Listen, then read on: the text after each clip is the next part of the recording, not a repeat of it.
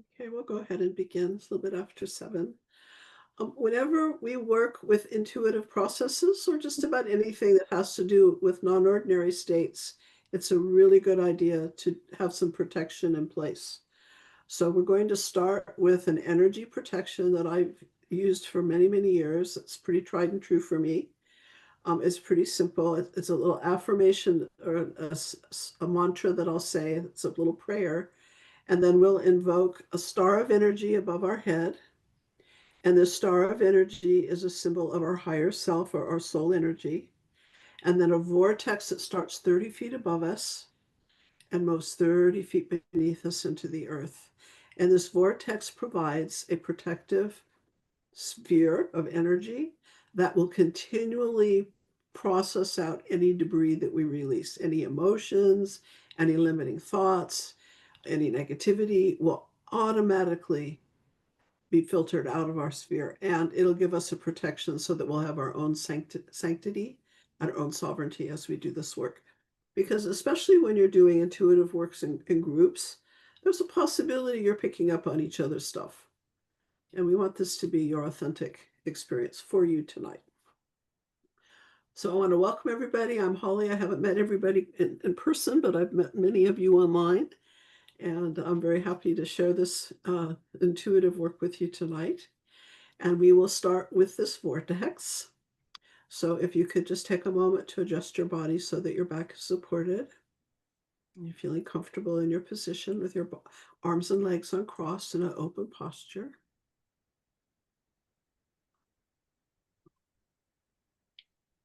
We are the soul. We are the light divine. We are love. We are will. We are fixed design. In the wisdom of our soul, we invoke a star 6 inches above our head. This is a symbol of our higher self, our soul energy. And that star energy will be sparkling light down through your body and your energy field. And in the wisdom of your soul, we activate a vortex starting 30 feet above us, moving 30 feet beneath us into the earth. This vortex will provide protection, focusing, and grounding as we share this intuitive work together tonight. And we offer this work for our highest goods and the highest good of all that may be concerned. So be it. So if you have your own personal ways of creating spiritual and energy protection, you can add that to it for yourself. Okay. So I'm going to start with a power presentation that I created today. And for this event tonight, you will need a piece of paper and a pen or pencil. So if you don't already have that handy, take a minute to go get it while I get my screen share set up. Holly, does it matter if it's in a notebook piece of paper or a separate piece of paper? Whatever works for you, just so you can write something down here. Okay. Okay. All right, can you all see that? Okay, I'm going to ask everybody to get off screen so that you won't be showing up on the PowerPoint. I'll invite you back when I'm done. And if you have questions, write them down. And at the end of the PowerPoint, we'll proceed into the actual reading that you'll be doing, but I'll also answer any questions that you have. Okay. I've got somebody here who needs an ID. Just a second. I found it, Holly. Thank you. Oh, good. Okay. Welcome.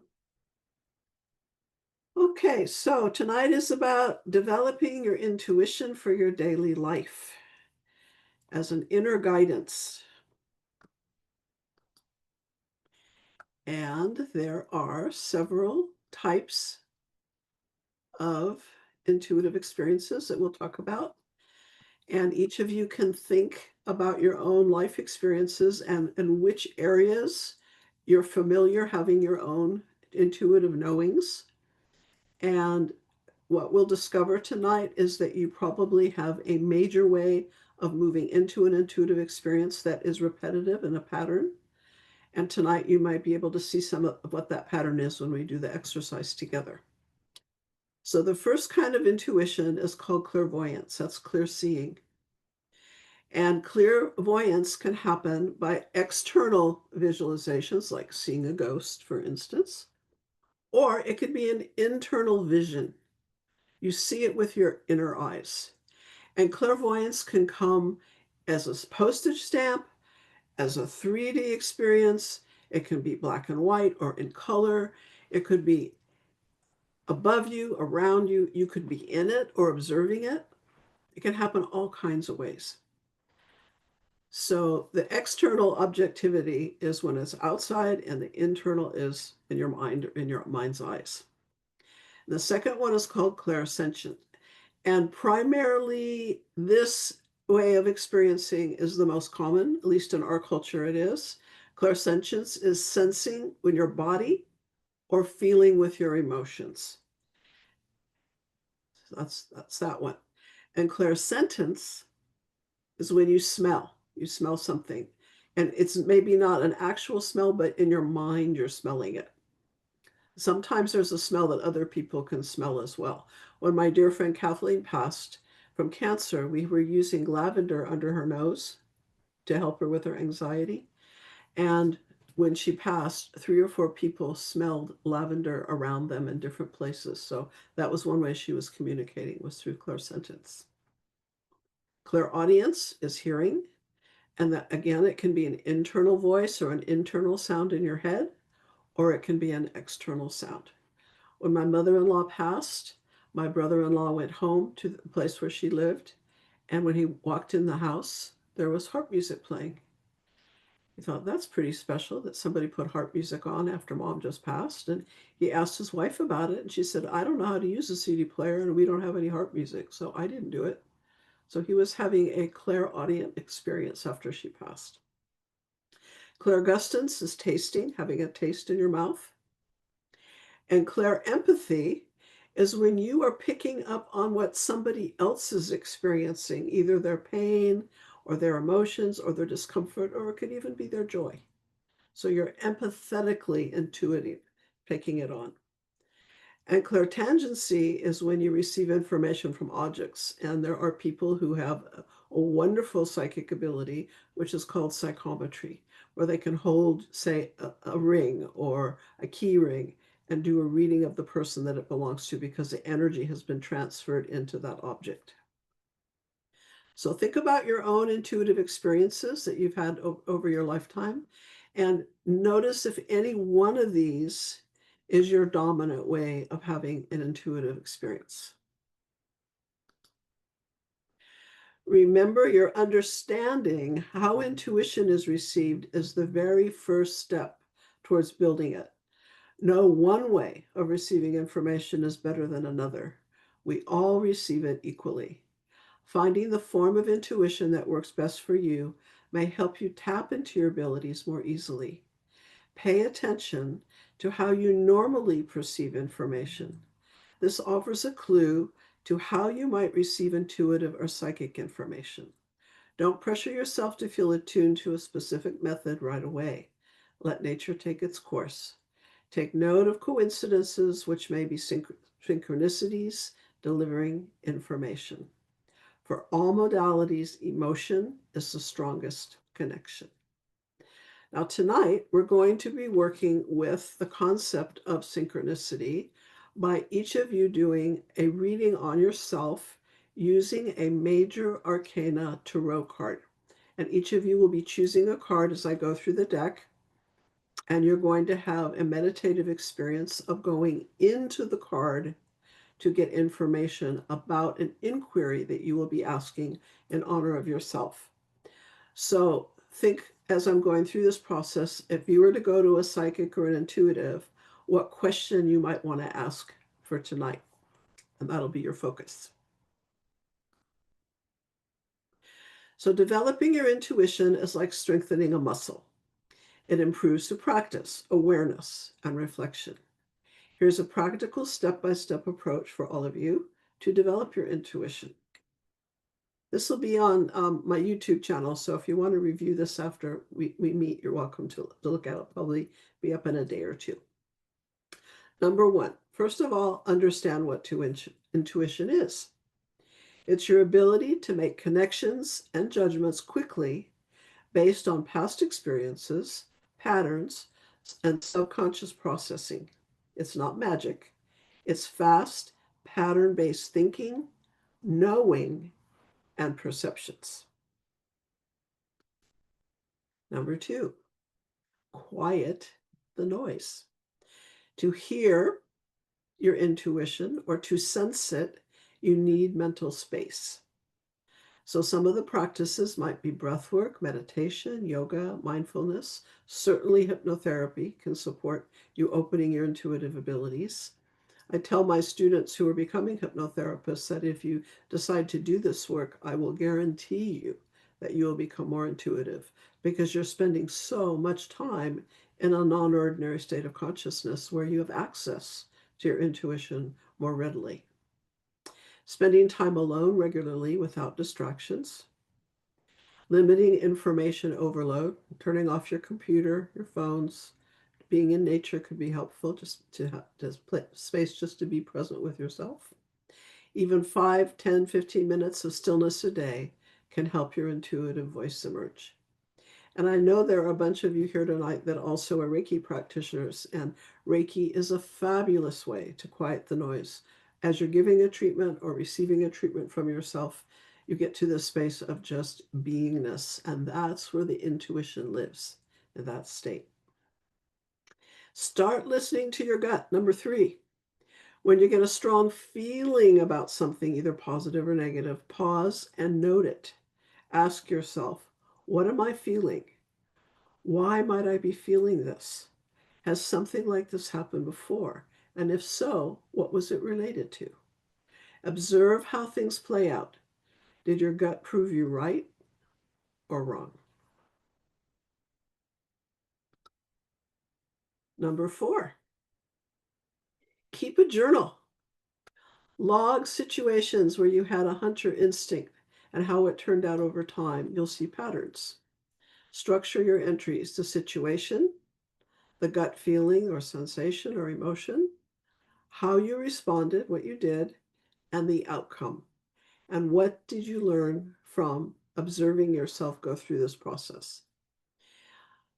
I note for myself and certainly for my clients and students that many times we'll say, oh, I just knew this was going to happen and I didn't follow my gut. Well, you only have to do that a few times when something really major happens, when you start to get the message to pay attention.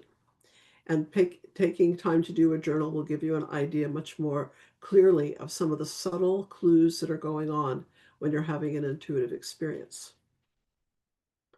Number five, learn how to recognize patterns.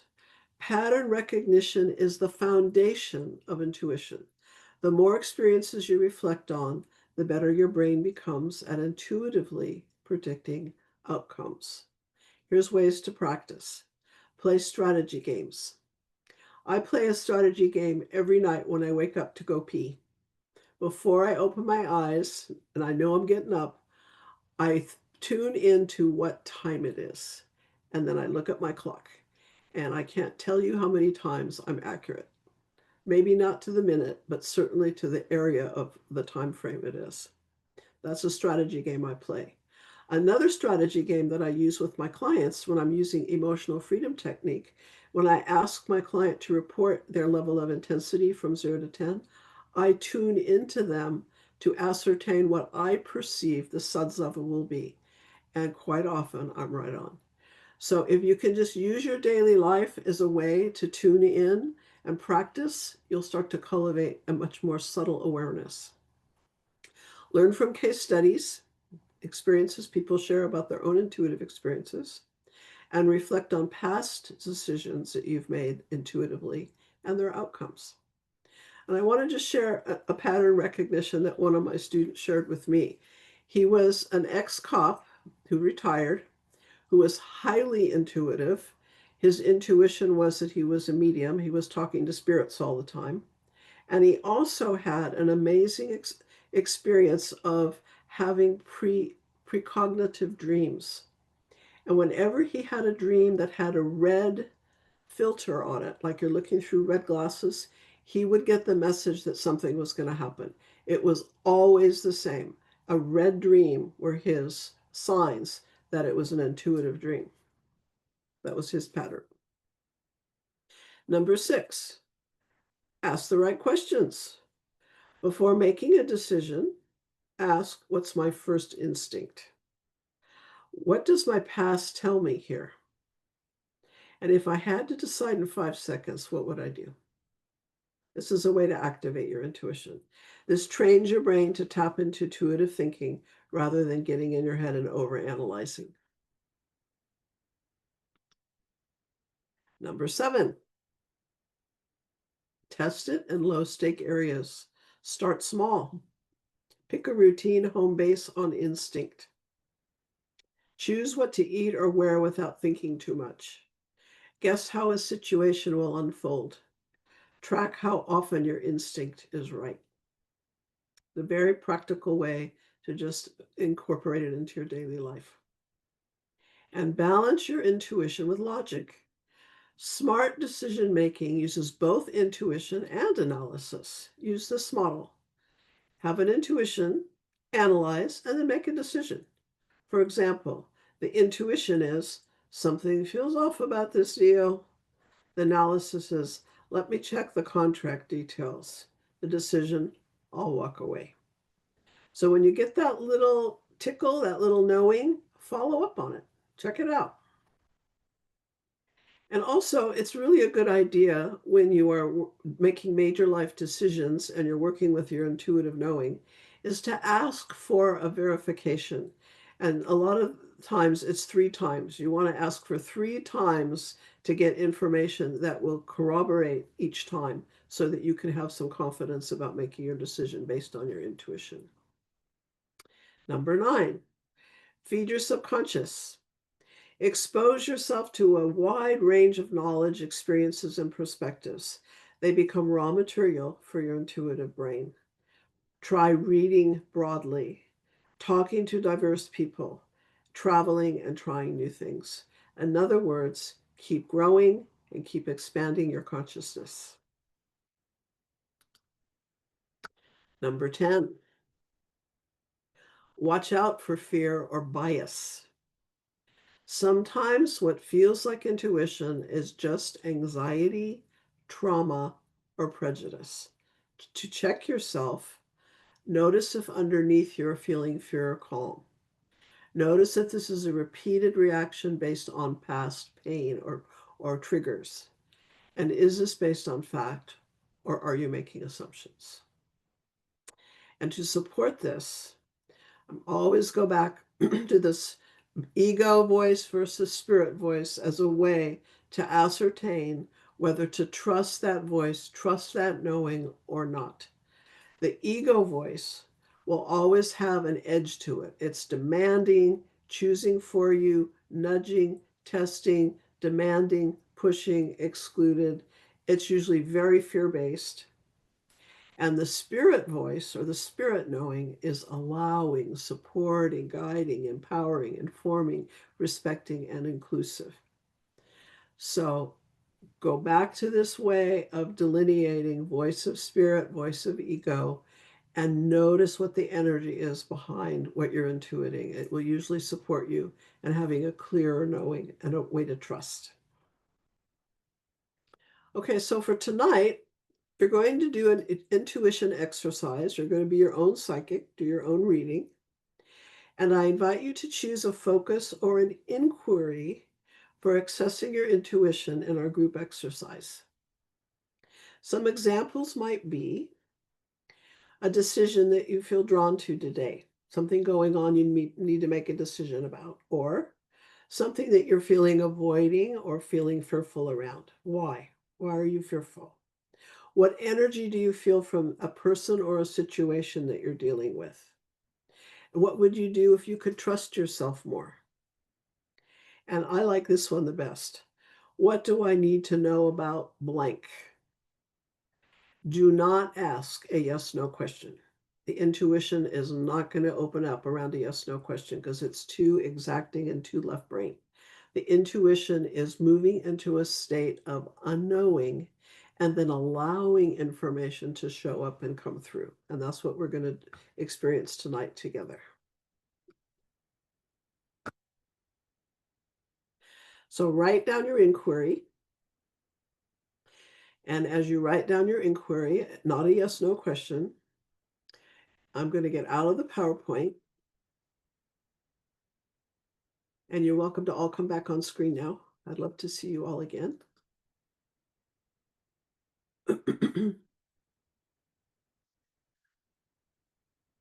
While you're coming up with your inquiry that you're writing down, let's see if any of you have any comments from your own life experience about intuition that you'd like to add to our discussion, or if any of you have any questions that you'd like to ask. I see some new people showed up. Hi, everybody. Anybody? Comments or questions? Yes, Crystal. Hi, Crystal. Hi. So I have a question. I've always thought that my most important prominent clair is claircognizance. Sometimes you just know, and I didn't notice that on the list. I would include that as clairsentient, sentient, Okay. knowing. Yeah, but you Okay. can have a specific category for it for sure. Yeah, that's a very common one. You don't know how you know, you just know. Doesn't come through any particular sense, it just shows up. That's a good one. Any other questions or comments? Okay. Now I invite you to think back in your life to an intuitive experience. Doesn't have to be a big deal. It could be a little thing like knowing somebody's going to call, something like that. And as you recall that experience, step into it in your mind's eye, be back at that time in that place, and remember how it was you became aware of the intuition. Did it sneak up on you? Did it slowly evolve? Was it a seeing internally or externally? Was it a hearing internally or externally? Was it a knowing in your body or through your emotions? Was there any taste or smell involved? And how strong of an experience was it? Was it subtle, or did it hit you like a hammer on the head? And did it come quickly and go, or did it come and linger with you over time? And as you were recalling your intuitive experience, remember how you responded. Perhaps you can remember what you were thinking, what your actions were, if any, what emotions came up for you. And very importantly, what was the outcome? What was the outcome of this intuitive experience? What did you learn from it? How did it affect your life or the life of others around you? Now, in my hypnotherapy training, and I think I did this with one of the gatherings that we've had over the months for this format. We did an exercise where you actually went into hypnosis to remember that experience, so that you could use what's called neuro-linguistic programming, NLP, to model out your style of being intuitive. And what I just did with you was a very brief exercise without doing trance, because you all have an active memory of intuition as well, to filter out whether you tend to be more clairvoyant, clairaudient, clairsentient. Those are the three primary ones. We can also include what Crystal brought up of the knowing. Clairgnosis. What was the term you used, Crystal? Cognizant. Claircognizance, yeah, which is a very common one. And if you can remember that experience well enough to kind of ascertain which kind of the clairs you experienced, you can see if tonight your reading comes through the same channels or differently. What I've noticed over the years for myself, when I used to not think I was intuitive in the old days, I was in my 30s and getting into all this hypnosis stuff, it's it's been expanding and expanding and expanding over time. You know, I didn't used to be visual. I'm starting to actually have visuals now. It was very clairsentient, very clear feeling. But it's shifted as I've practiced. And I've been very actively practicing. So you build the muscles, just like if you go to the gym, you build your muscles and you can expand your intuition.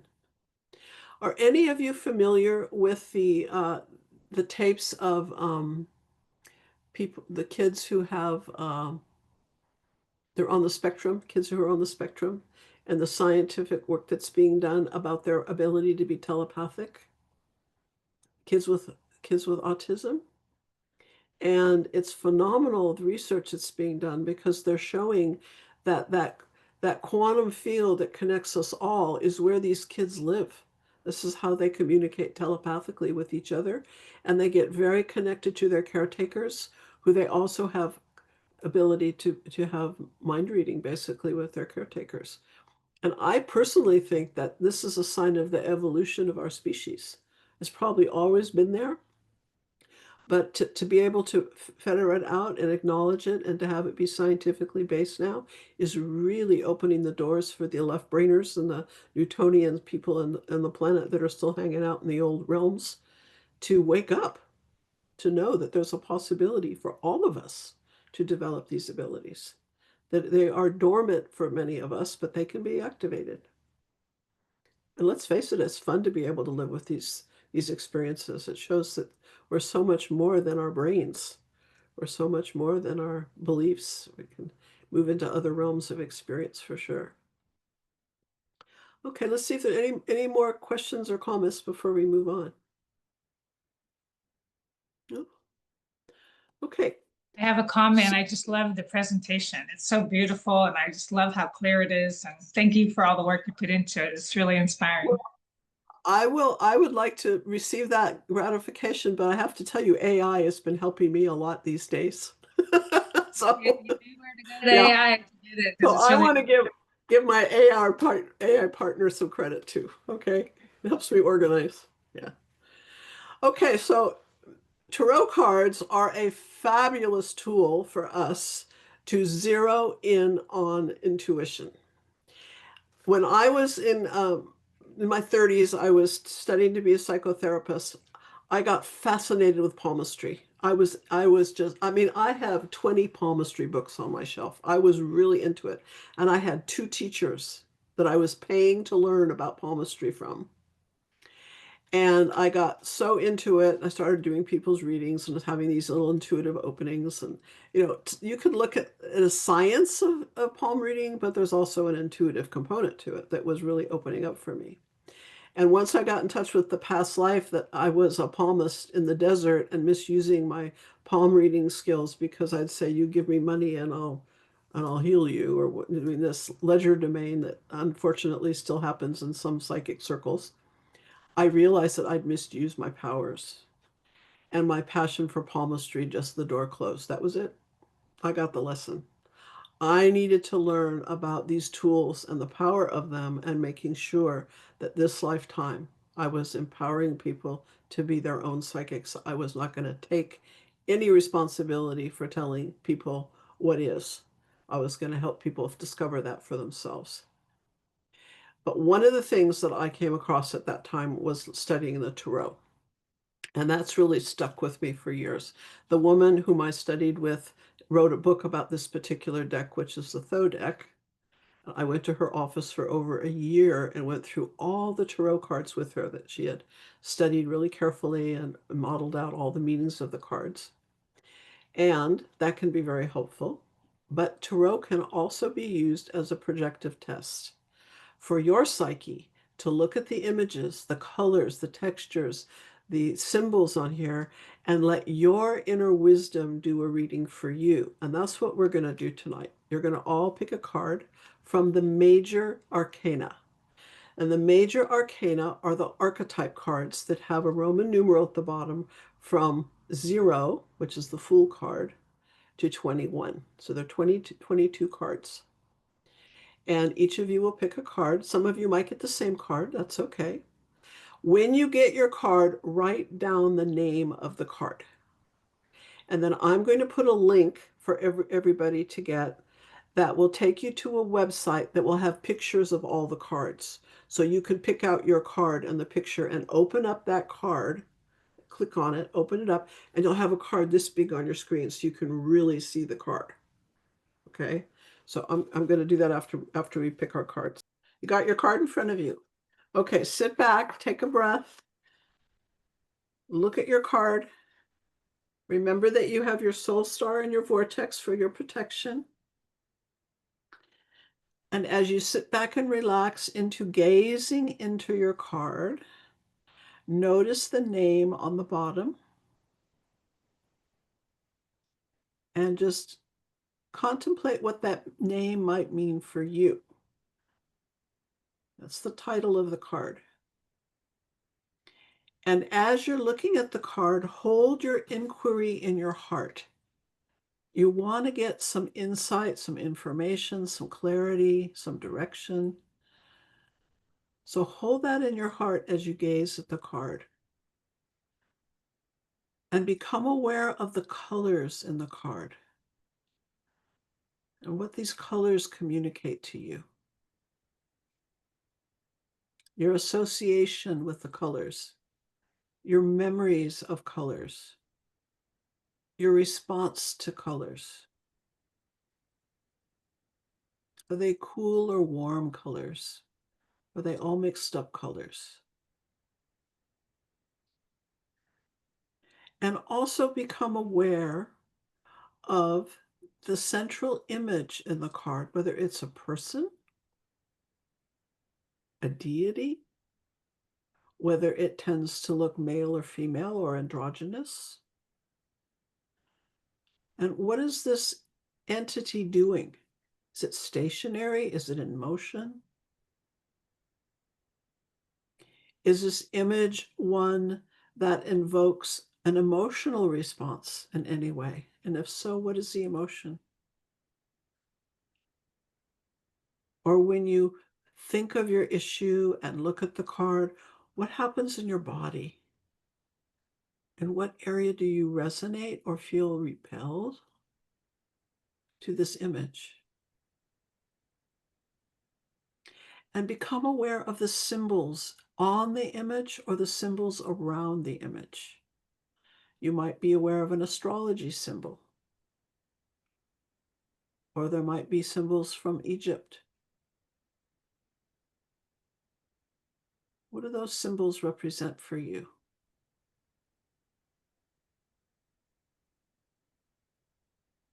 And if you could imagine stepping into this card and becoming this image, become this central image, and to embody the energy of this card and the energy of this being, what do you feel?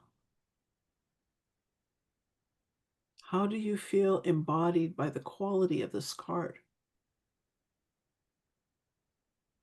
And imagine your voice as this being communicating to the one who's inquiring, the one who drew the card tonight. What would you want to say to her or him? What message do you have?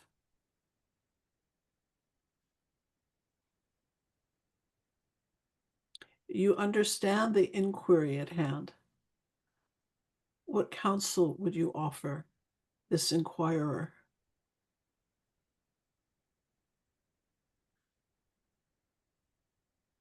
What gifts are ahead for this inquirer and what challenges?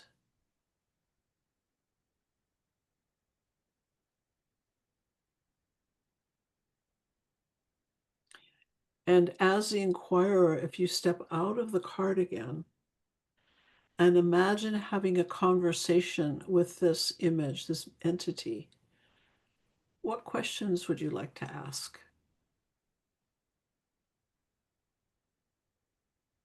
And listen with your inner ear, your heart, to what response this image has for you about your inquiry. What would it like you to know?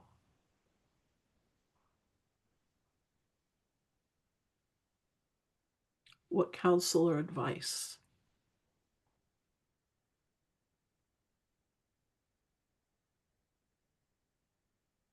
And having gazed at this card a while now, close your eyes and perceive it with your inner eyes from memory. And notice as you go within any quieter communications, more subtle communications that take place.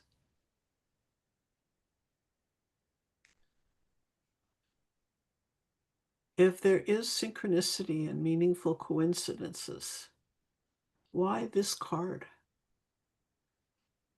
How is it that this card reflects back to you through your own intuitive awareness, a response or responses to your inquiry?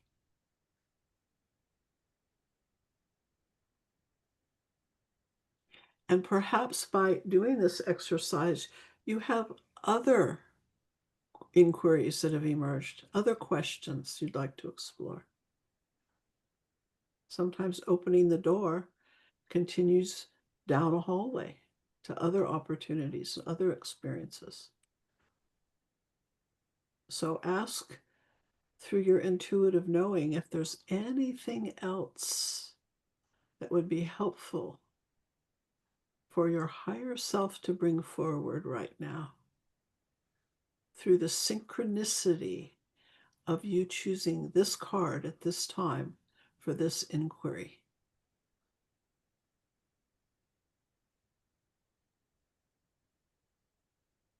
And before you open your eyes, take a moment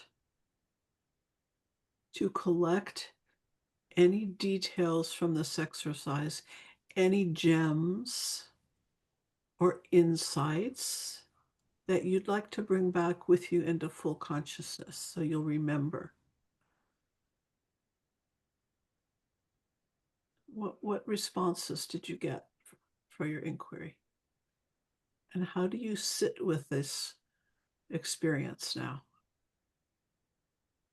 In what ways has it answered some of your inquiry? And what ways has it opened the door for more questions?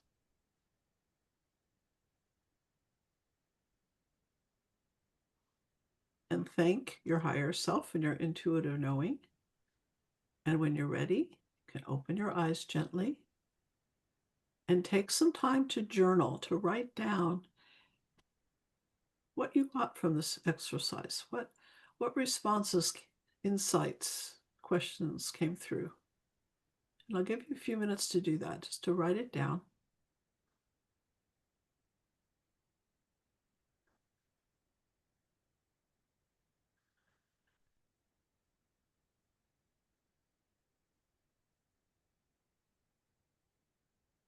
And consider two things. Consider the information that came through, but also consider how it came through.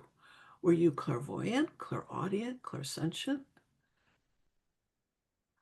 How did you perceive through this exercise?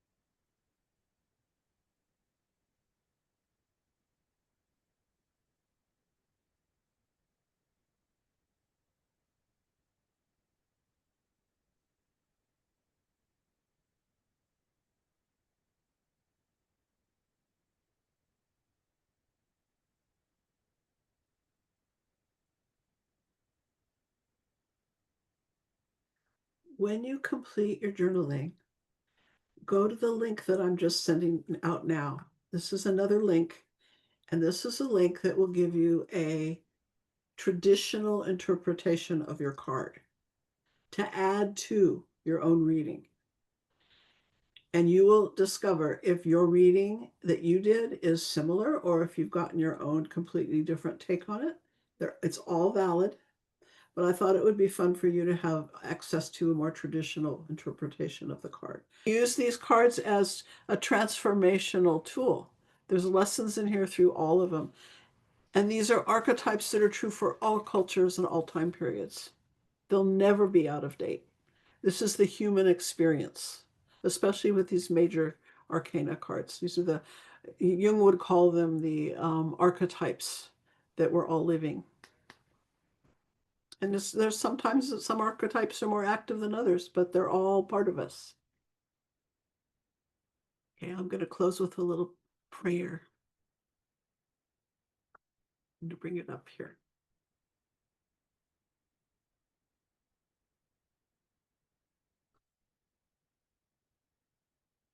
This is a poem by one of my favorite contemporary poets named Chelan Harkin. She's a young woman who's very awake, and this is one of her beautiful poems. It's when the earth shakes and foundations crumble that our light is called to rise up. It's when everything falls away and shakes us to the core and awakens all of our hidden ghosts that we dig deeper to find once inaccessible strength. It's in times when division is fierce that we must reach for each other and hold each other much, much tighter. Do not fall away now. This is the time to rise. Your light is being summoned. Your integrity is being tested, that it may stand more tall. When everything collapses, we must find within us that which is indomitable. Rise and find strength in your heart. Rise and find the strength in each other. Burn through your devastations. Make it your fuel. Bring forth your light. Now is not the time to be afraid of the dark.